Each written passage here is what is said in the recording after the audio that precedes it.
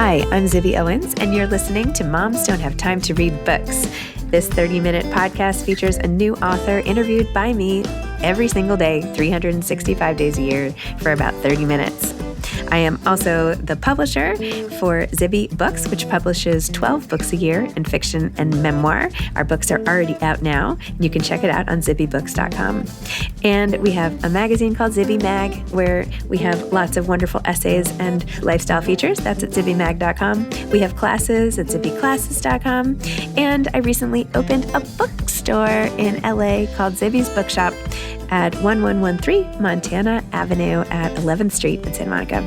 I hope that you are able to enjoy some of our other offerings, but this here podcast is the basis of all of it and started in 2018, and no matter what I do, this is basically my favorite thing. Enjoy.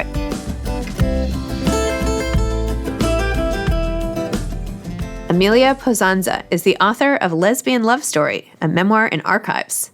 A full-time book publicist and part-time writer, Amelia currently lives in Brooklyn with her cat. Her work has appeared in the Washington Post, BuzzFeed, Electric Literature, The Millions, and NPR's Invisibilia. Her first book, Lesbian Love Story, came out from Catapult. Welcome, Amelia. Thank you so much for coming on Moms Don't Have Time to Read Books to discuss Lesbian Love Story, a memoir in archives. Thank you for having me. Well, this is so fun because I first knew you as a book publicist trying to spread the word about other books. And then I saw you had a book coming out. I'm like, that is so exciting.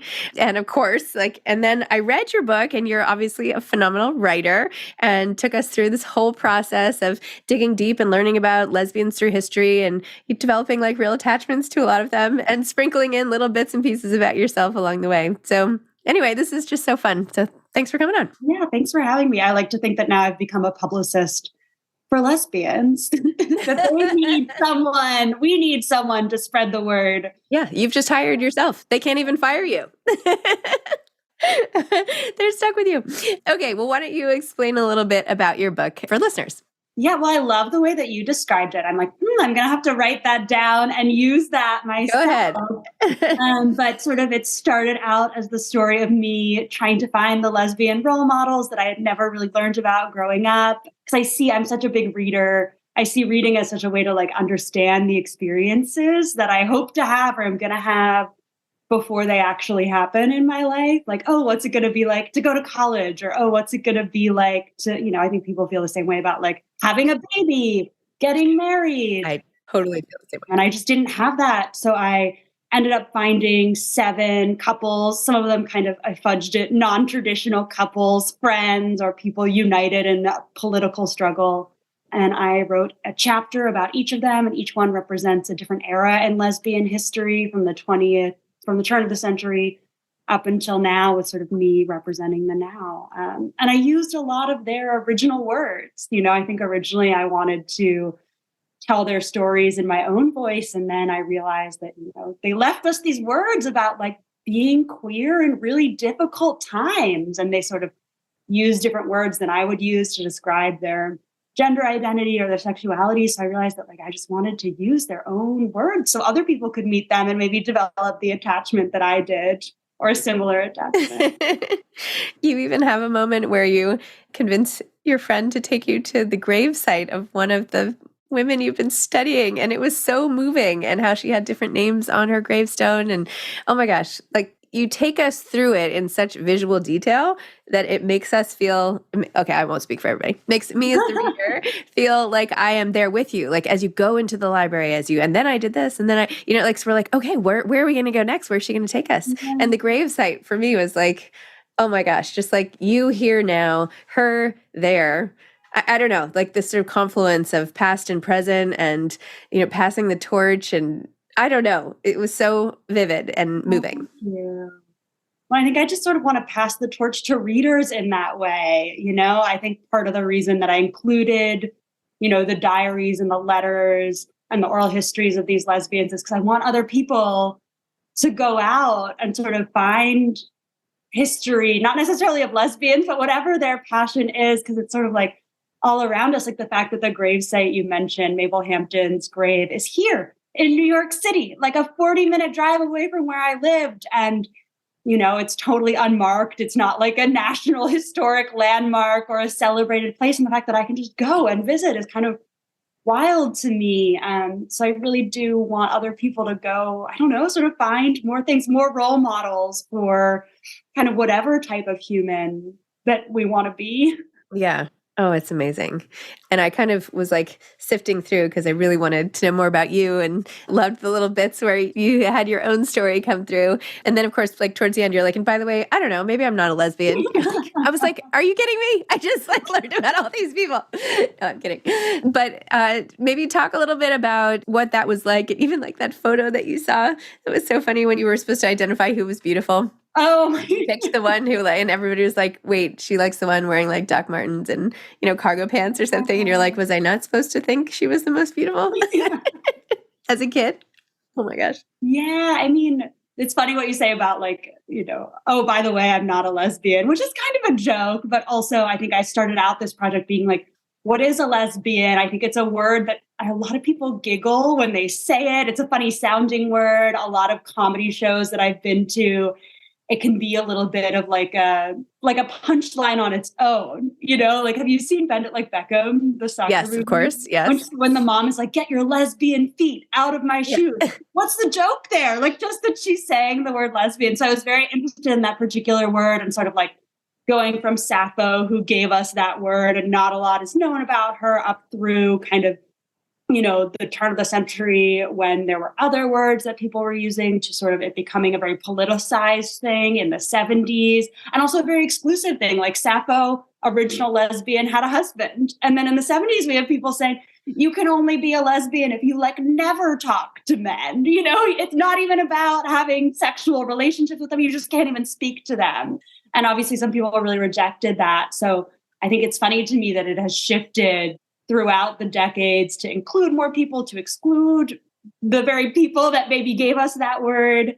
And so I think by the end, I felt like, oh, what does it mean to me? I wanted to find it on my own terms. And I felt like what was special or drew me to all the people, all the lesbians that I chose for my book is they all kind of lived their lives outside of the mainstream. They risked a lot to live their lives authentically. One of them was sent to Bellevue Hospital in Manhattan for potential shock treatments. And, that didn't stop her from living her life the way she wanted. And I think to me, by the end, that was the definition of lesbian that I chose for myself, as sort of, people who have the courage to just go out there and reject kind of the mainstream narratives for women or, other trans and queer people, who are just really inspiring to me for the normalcy that they reject. Amazing. It's sort of crazy how much digging you actually had to do. Well, that's why I want other people to go out there and do it too. I'm like, I can't do it all, but I want more of these stories.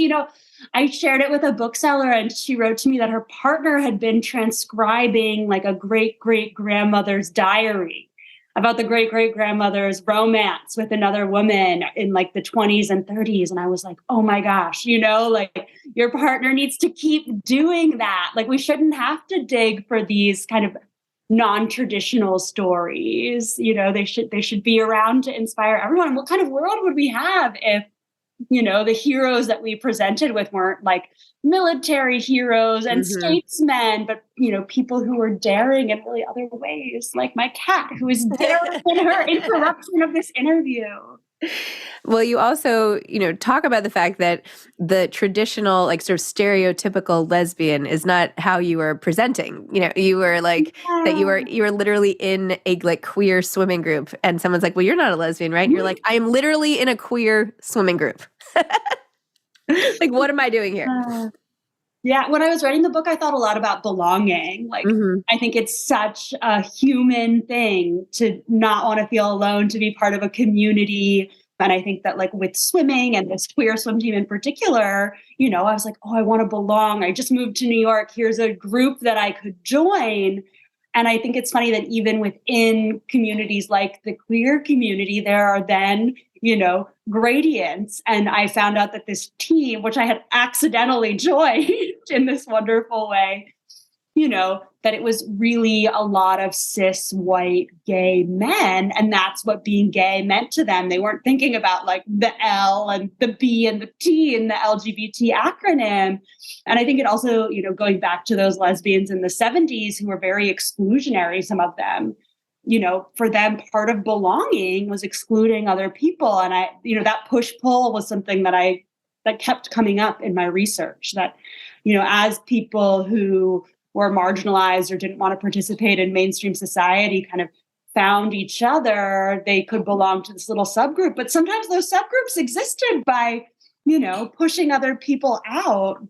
And so, yeah, I don't think it's unique to the queer experience to want to belong to a community and find that, but still be as expansive as possible and not be, leaving people out for these really persnickety reasons. Totally. No, everybody wants to belong to something, right? That's like the human condition. You want to connect, you want to, all of that. Totally. Even if you aren't a lesbian, I would imagine. Even if you aren't a lesbian, yeah. I would imagine that you would want to belong in some way. Yeah. I would not want to necessarily belong to a queer swim group, but that's okay. That's because I don't really want to be swimming in New York City. But anyway. You should try it. I don't know. I feel like all the pools are so cold. Aren't the pools like freezing? I don't know. I've tried. I do actually love to swim, but I don't know. Every time I've tried to swim in New York, I'm like, this is freezing. And now I'm outside and my hair's wet. And I don't know. And I know people who swim this time of year, who are like the ocean is below 50 degrees and they jump in and they say it has all these, health benefits and healing properties, but I am too much of a wimp. It's not for me. Oh yeah. No, I'm a complete wimp. Like 90-degree pool. All right. Maybe not that sauna, hot tub. Yeah, exactly. Let me just wade. You had a funny moment where you told your college roommate that you were a lesbian and she was irritated at you. And she was like, oh my gosh, like, I don't want to have to shave my legs either. And you were like fuming. You're like, that is not, you're like, I shave my legs. Like, that's not what it is. How do you deal with like crazy comments that you get like that even now? Or do you get comments like that now? Yeah, that is such a funny question. Well, like, I feel like the book kind of started from a place of anger, like what you mentioned of someone sort of seeing me and being like, you're on this queer swim team, but you're not a lesbian. Like, what do you mean? I think it's funny that it ended up being, having love in the title when it started from this place of anger. But I think now with comments like that, I do have a little bit more grace for people who say things like that, especially way more grace than I did when I was, a college student trying to come out and it was met with kind of, I don't know, it's this total misunderstanding. But I think now I see when people say things like that, like a lot of us don't want to have to conform to these rules like shaving your legs. And I think for women and, a lot of people like my gay male friends talk about this too. There's all these beauty standards that, we don't want to live up to and it's hard to toss out. And I think now if that same roommate came back and said that to me, I would like to think that I'd have a more gracious answer of like, come on in, stop shaving your legs. Like, you don't have to be a lesbian to do that. I do think that all of these lesbians that I studied just had a wonderful way of rejecting mainstream norms. And I think if someone made a comment like that to me today, I would just be like, yes, like, you don't have to be a lesbian, but come on in. Let's all sort of live lives on our own terms. Amazing. Well, I feel like next time I have a research topic I need covered, I'm going to you. Your research prowess is pretty awesome. My mom is a librarian. I am totally not surprised to hear that. So I cannot take full credit on my own. It's in your blood. You can't help it. Tell me about like how you got here and becoming a book publicist and then deciding to write a book, and how did you get into the literary world to begin with and all of that? I think I'm going to say again, my mom's a librarian. Yeah. Okay. Yeah. So I feel very lucky. Like when I was little, my house was just like covered in books. And my mom actually had this card catalog. Do you know what that is? Of course I know what that is. I'm going to explain in case, listeners don't know what it is. But it's, before you could go on like the New York Public Library's online research catalog and just type in like, oh, I want to read like A Little Life, right? Do they have any copies? They were little drawers and you would pull them out and they had index cards with the call numbers. And there was one like in our dining room growing up, right? No and way. you would just pull out the little drawers. And I think that made me such an eager reader and want to tell other people about books, because a huge part of my mom's role as a librarian was recommending books to people like, oh, you are, it was for young people. So, oh, you're interested in sea turtles. Here are some suggestions about what to read about sea turtles. And I think that same, sort of spark easily led to being a book publicist, right? Talking to journalists and reviewers like, oh, you liked such and such book 2 years ago. I have another one for you. Or I have the same author coming, I work a lot with Angie Cruz, and it's always really fun to be able to say like, oh, we have another book from Angie Cruz, and kind of go out to all of her supporters. And I stand by what I said. In some ways, writing this book feels like being a publicist for these forgotten lesbians, like the first chapter about Mary Casal is me just reading her memoir and trying to hopefully retell it in a way that's a little more exciting than her memoir. No offense, Mary, but No. It wasn't the most beautifully written book I've ever encountered. I spent the last 2 nights at Aspen Words events for Angie Cruz. Oh, yeah. Were you there? I was out of town. I just got back. Well, she did great. She was amazing. On 2 nights ago, she did a reading from How Not to Drown in a Glass of Water, and she just was so dramatic. She like her actress persona. Oh my gosh, she was amazing, and she spoke beautifully last night at the Aspen Words ceremony. I was sorry she didn't win the literary prize, but she's really impressive. And I had her on my podcast, but after the last 2 nights, I feel like I know her much better. So maybe I did a bad job. I don't know, but I should probably go back and listen to that one. But anyway, so I'm a fan. Yeah. I mean, it's so fun to be like, here are books that you might enjoy, Yes. Whether they're books that I'm working on for my job or they're books that I've read and then I'm sort of writing about and being totally nerding out about. What books are you working on for your job? We've got a debut novel coming out in the fall called Where There Was Fire by John Manuel Arias, about multiple generations of women in Costa Rica who are affected by a banana plantation that like an American banana plantation that comes in and employs a lot of the men to work there and is, up to a lot of nefarious and bad things. But there are ghosts and old letters and mystery. It kind of opens with the night that one of the characters' father disappears, the banana plantation burns down. And so you're kind of unspooling a mystery, but also with these like strong women characters throughout. Amazing. And now that you've written a book, do you want to write more books? How did you feel about the whole process? And how is that now informing your work as a publicist, being on the other side? Well, it's funny because I actually think I enjoyed writing a book more than I am currently enjoying having written a book. I think the having written a book part is very similar to my job, but the writing a book is very different. So it does feel like the only thing to do now, if that was the part I enjoyed, is to go do it again. And I'm thinking that maybe if I wrote all of this stuff about queer history, I kind of want to write a novel about like, what would a weird queer future look like? Oh, that'd be cool. So fiction, but probably still inspired by lots of other source material, because I think that's just the way that I work, getting excited about other source material and wanting to tell people about it. Amazing. I interviewed Judy Battalion about her book, In the Light of Days, and she had been inspired to do that because she was digging deep in the library and found like a journal written in Yiddish by someone in not a concentration camp, in a ghetto who'd like helped with an uprising, and found these secret historical documents that showed how women actually had been so much part of this movement. I'm not explaining that very well, but it's like a similar thing. So she had it translated and just couldn't believe it. And then she went on this deep dive. I feel like the two of you should like go together, and you could do like a TV show, like, deep dive or something, where like you take 3 people and like different like put them in the library and they're like, find everything you can about this, go.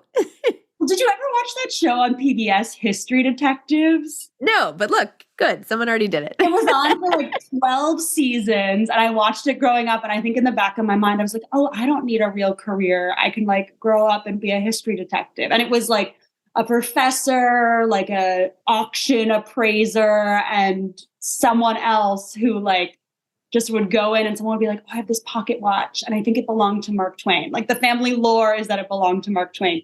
Can you go out there and figure out if it belonged to Mark Twain? And it's a lot of footage of like people reading stuff in libraries and using those microfilm machines and trying to decipher handwriting. So yeah, I think I mistakenly was like, oh, this is what I'm going to do when I grow up. You can reboot the show. It's perfect. And I think selfishly, I would want it to be like queer history detective. Fine. If that's all right with you. I'll take it. It's fine. It's fine. Oh my gosh. Okay, so what advice do you have to aspiring authors?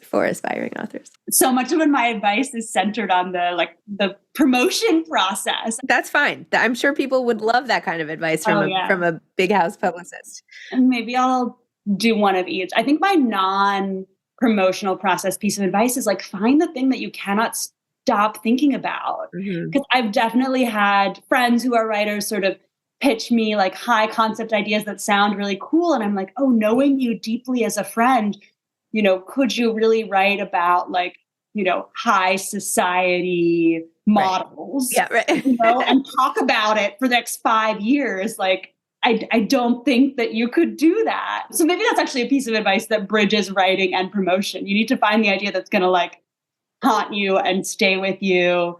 Or even someone like Angie Cruz who we were just talking about, people are going to ask her about How Not to Drown, but also Dominicana. Or like, I think of Harry Styles and how at his concerts, he still sings What Makes You Beautiful, sort of that like original One Direction song that made them so famous. And I'm like, if you're going to have a hit, you need to like be able to bring new energy to it for decades to come. You can't be like, oh, I'm so embarrassed about What Makes You Beautiful, and I never want to hear it again. Interesting. That's similar to, did you read Romantic Comedy by Curtis Sittenfeld yet?